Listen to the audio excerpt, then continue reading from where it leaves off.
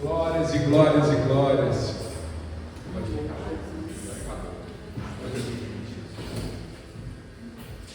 Irmãos, a paz, Deus abençoe. Que Jesus Cristo fale muito ao vosso coração nessa noite, amém? E para tanto nós vamos abrir a nossa Bíblia em Hebreus, amém? Já vai procurando Hebreus aí. Os irmãos, hoje o nosso culto de oração e poder vai ser para a busca do Espírito Santo, amém? Nós estamos saindo do avivamento, e foi bênção, não foi, irmãos? Quando foi bênção? Foi bênção, glória a Deus. E nós vamos hoje dar sequência a esse meio propósito, buscando o Espírito, que é para nos preparar para a grande Santa Ceia de dezembro de 2025. Então vamos lá para Hebreus capítulo 12, verso 1. Se você tem a Bíblia aí à mão, quiser procurar Hebreus, se andar de trás para frente é mais fácil. Apocalipse, você tem Judas, tem João, depois tem Pedro, depois tem Tiago, chegou em Hebreus, amém? Glória a Deus. Só pega isso. Obrigado.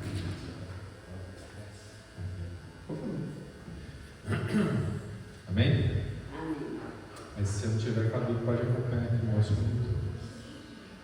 Teremos a nossa última Santa Ceia do ano de 2025. Para isso nós estamos preparando aqui. Glória a Deus, obrigado. Então vamos lá. Leiam por favor comigo. Portanto, nós também, pois que estamos rodeados de uma tão grande nuvem de testemunhos, deixemos todo o embaraço e o pecado que tão de perto nos rodeia e corramos com paciência a carreira que nos está proposta,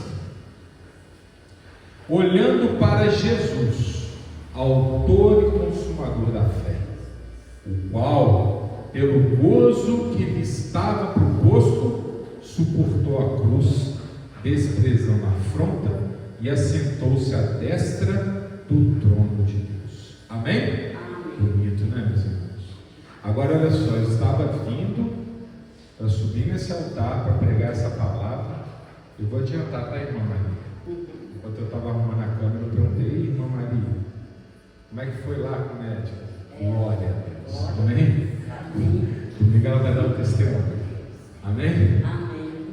Agora olha como é que começa o versículo, irmã Maria. Portanto, nós também, pois que estamos rodeados de uma tão grande nuvem de testemunhos. Amém? Olha aqui. O que são esses testemunhos que nos rodeiam, meus irmãos? São sinais das maravilhas de Deus na vida das pessoas que nós conhecemos, né? Quem aqui não tem 1, 2, 10 mil testemunhos para dar? Coisas que aconteceram em tempos mais remotos da nossa vida, coisas que foram tão grandiosas que estão cravadas na memória, que volta e meia a gente começa a falar sobre isso, né? Irmã Aline, por exemplo, no caso da sua mãe, né? Volta, tantos e tantos tempos a gente volta, né? Por quê? Porque milagre. Não tem diferença nenhuma o caso da irmã Aline com Jesus gritando para Lázaro: sai daí. É a mesma coisa, né?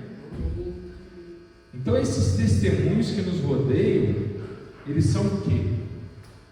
Eles são sinais, evidências de que Deus olha por nós.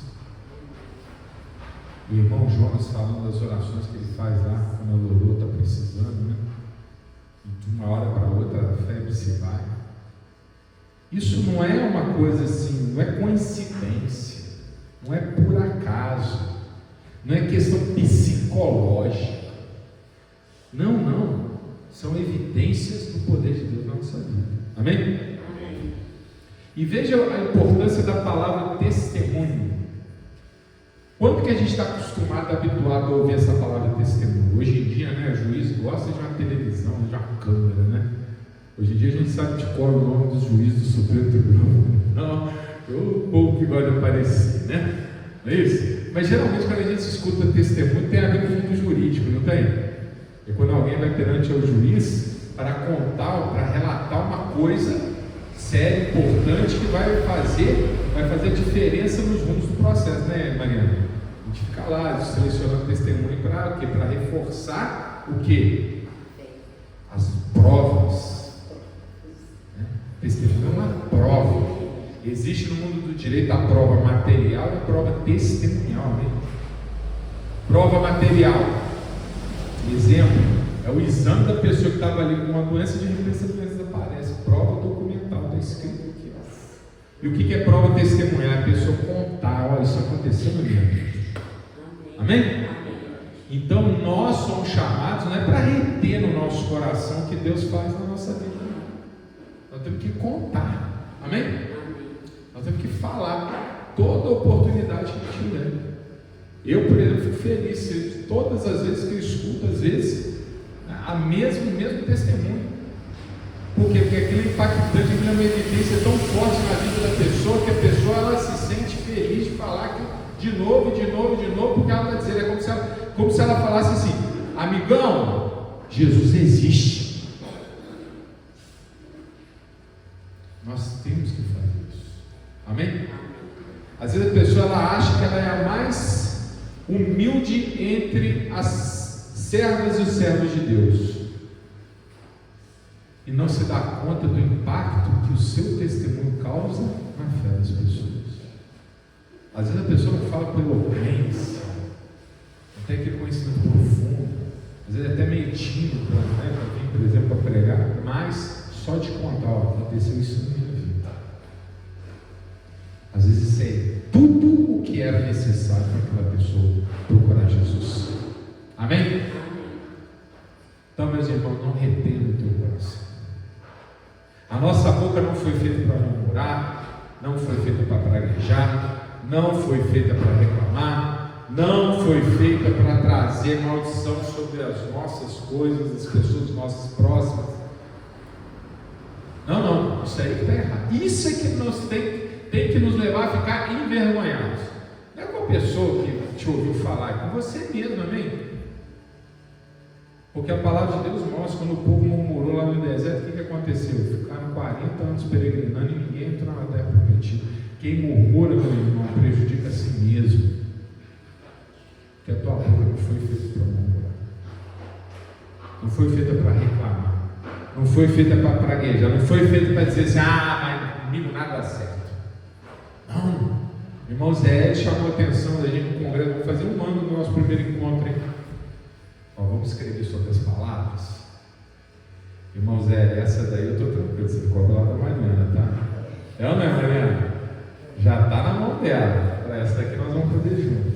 Eu fiz meu rascunho. Vai chegar lá, em nome de Jesus. Amém? Vai, Mariana. Vai estar impressionado. Mas eu vou ter que prestar conta do encontro. Mas, irmãos, Zé teve a luz naquele dia de chamar a nossa atenção para a gente ter uma publicação sobre as palavras, porque as palavras têm poder. E aqui no versículo 12, no versículo 1, capítulo 12 de Hebreus, o autor inspirado, que ele não sabe quem é, diz: portanto, nós também, pois que estamos rodeados de uma tão grande nuvem de testemunhos. Ele está falando isso porque no capítulo anterior, capítulo 11, é o famoso capítulo dos heróis da fé.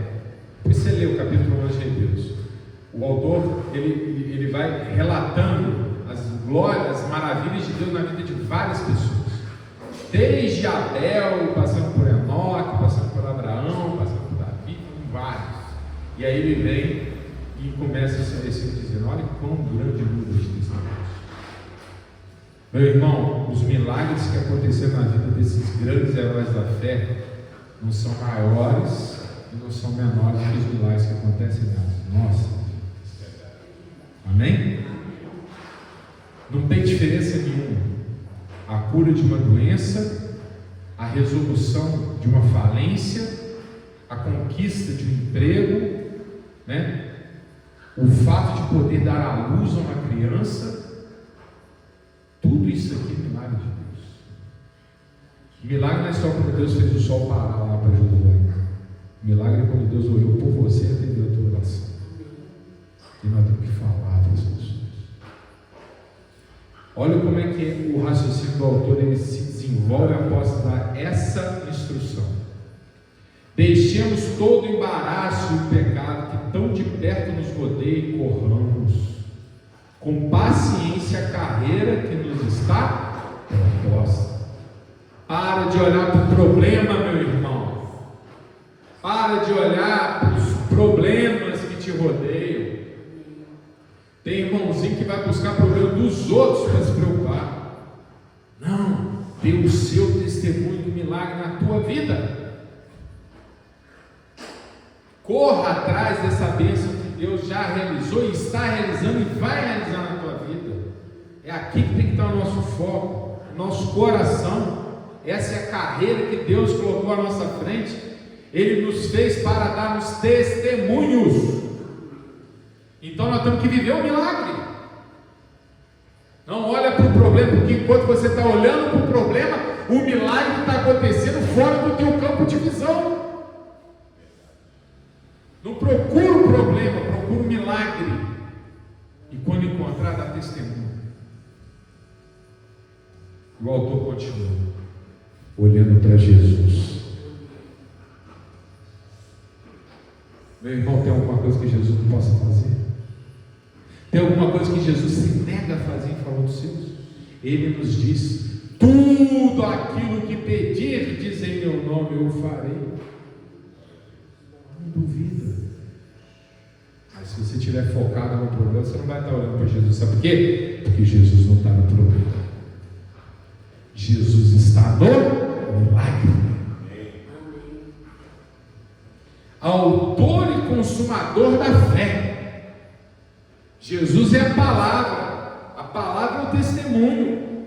O testemunho é Cristo, Cristo é fé, é tudo a mesma coisa, tudo embolado, tudo junto. O qual, pelo gozo que lhe estava proposto, suportou a cruz, desprezando a afronta e assentou-se à destra do trono de Deus. Ou seja, primeiro, Jesus é o exemplo de que é pior problema do que a cruz, que é pior problema do que a morte. Jesus superou. Jesus venceu todos os inimigos, a morte inclusive. Então você acha que esse seu problema ele é tão grande assim? Não, olha para o milagre, olha o que Jesus é capaz de fazer. E número 2, ele é rei. E ele está sentado no trono, na graça, lá em cima, no trono da graça, lá em cima, a destra de Deus Pai Todo-Poderoso, intercedendo por você.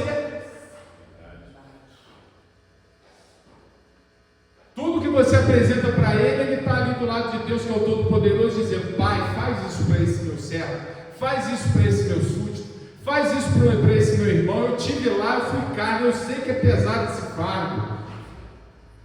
E Deus faz. Porque Deus tem para o seu filho.